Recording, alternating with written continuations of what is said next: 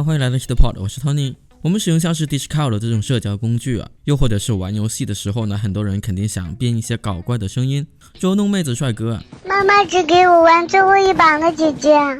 走啊！那我们应该怎么变声呢？本期影片呢就会教大家使用 HitPod 变声软体呢，快速实现即时变声、AI 变声，甚至还能制作无版权的 AI 音乐。大家呢要记得点赞、订阅支持我们。我们呢也会一直更新很多有趣好玩的影片编辑教程。那么软体的下载链接呢，我会留在影片的下方啊，大家需要的话可以自己去点击下载，然后跟着我使用。那我们现在就开始吧。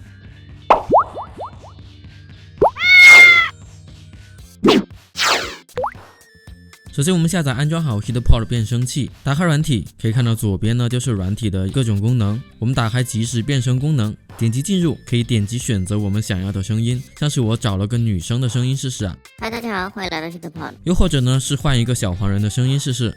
嗨，大家好，欢迎来到 HitPod， 我是 Tony。在右边呢，我们还可以调整声音的音调或者是音色，非常的好用啊。那么在右边呢，我们还可以进行音调以及音色的调整，非常的方便。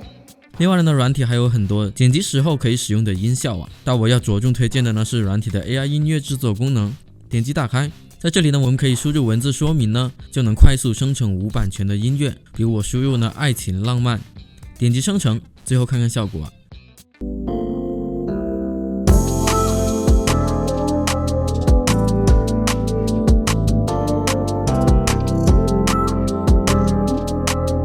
这样子生成的音乐呢都是无版权的哦，大家像是剪辑影片、做 vlog 什么的时候呢，都可以拿来生成免费使用啊。如果我们使用像是 Discord 或者是在很多游戏里面呢需要变声呢，我们就点击进入 Discord 的设定，然后将输入输出的设备呢选择 HitPod 就可以了。那我们最后来看看变声的效果吧。